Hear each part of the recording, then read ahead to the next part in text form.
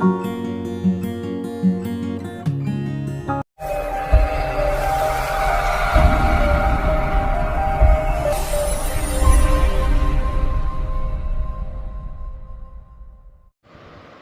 this video, we will discuss exercise 2.1 question number 1.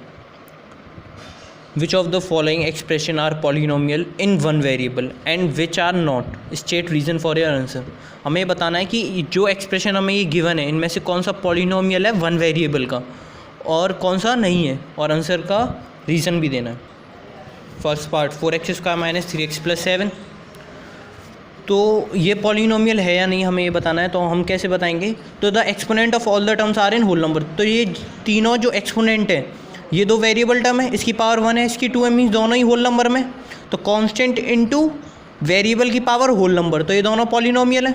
और ये क्या है? एक कांस्टेंट है, इसकी कुछ पावर नहीं है तो मीन्स 0. तो ये भी क्या है? ये तीनों ही पॉलिनोमियल है. तो the exponent of all terms are in whole number, so this algebraic expression is a polynomial.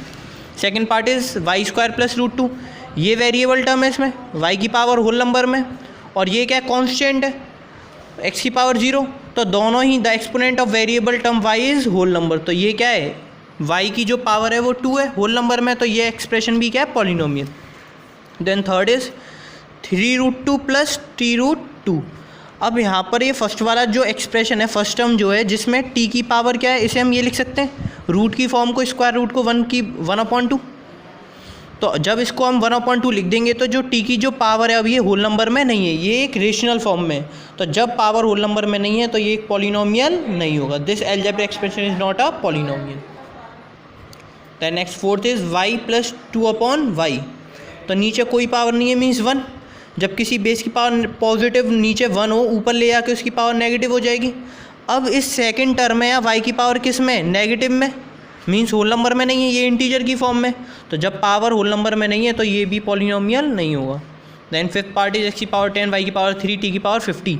अब ये टर्म ये तीनों ही पॉलिनोमियल हैं, लेकिन क्योंकि इन तीनों की एक्सपोनेंट की पावर क्या है? होल नंबर में. लेकिन यहाँ पर कितने पॉलिनोमियल का यूज़ हुआ है? 3 पॉलिनोमियल का. It is a polynomial of 3 variables. Next question number 2. Right the coefficient of x² in each of the following. इन सभी में हमें x² का क्या फाइंड करना है? कोफिशिएंट फाइंड करना है. तो how can we find it? First part is 2 + x² + x. तो इसमें x² का कोफिशिएंट सबसे पहले यहाँ 3 टर्म है, ये फर्स्ट, सेकेंड टर्म और थर्ड टर्म. इन तीनों टर्म में हम ये टर्म देखेंगे कि x² किस टर्म में आ रहा है. तो इसमें तो x² है नहीं, इसमें भी x² नहीं है, इसमें है. तो term contain x² is x². अब x² में आगे कांस्टेंट कुछ नहीं, तो 1 इंटू x² को हम x² लिख सकते हैं. तो अब x² का कोफिशिएंट मीन्स जो कांस्टेंट टर्म है वही उसका क्या होता है? कोफिशिएंट होता है. तो अब इसकी आगे कोई वैल्यू नहीं है, means 1 is the coefficient of x². Next part is 2 - x² + x³. अब यहाँ भी 3 टर्म है, इसमें x² वाला टर्म कौन सा है? -x². -x² को क्या लिख सकते हैं? -1 इंटू x का होल स्क्वायर. अब x² में -1 का मल्टीप्लाई हो रहा है, तो coefficient of x² is equal to -1. Third part is π/2 x² + x. अब x² वाला पहला टर्म है जिसमें x² आ रहा है, तो term contain x² is equal to π/2 x². अब यहाँ पर x² का मल्टीप्लाई किससे हो रहा है? π/2 से. तो π/2 is the coefficient of x². Then next fourth part √2x - 1. अब इसमें x² की कोई भी टर्म नहीं है, तो फर्स्ट ऑफ ऑल हम टर्म, ये इसका मतलब क्या है? 0 कांस्टेंट है, तो हम 0 इंटू x² आगे लिख सकते हैं. बाकी इन दोनों का एज इट इज उतार दिया. अब टर्म कंटेन x², 0x², और यहाँ पर कोफिशिएंट क्या है? 0. मतलब अगर किसी में कोई भी टर्म, जैसे मान लिया x³ का टर्म फाइंड करना और नहीं है, तो हम क्या लिख सकते हैं? 0x³. तो coefficient of x² is equal to 0. Then question number 3. Give one example each of binomial of degree 35 and a monomial of degree 100.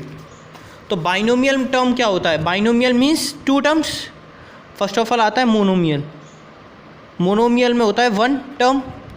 Binomial means a expression having 2 terms, and trinomial means a expression having 3 terms. ठीक है. तो अब यहाँ पर हमें बताना binomial of degree 35.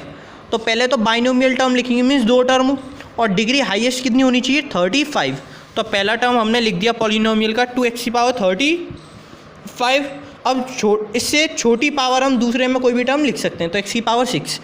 अब जो सेकंड वाली जो डिजिट हम लिखेंगे जिसमें 35 से छोटी होनी चाहिए पावर, क्योंकि जब ही तो ये बाइनोमियल ऑफ डिग्री 35 होगा, क्योंकि हाईएस्ट पावर दोनों में से क्या है 35। चाहे हम कोई भी एग्जांपल ले सकते हैं, हम ये भी लिख सकते हैं y की power 35 plus 2, it is also binomial of degree 35। Highest power क्या है 35 और टर्म भी कितने 2, तो 2 terms is called a binomial and highest power is called a degree of 35।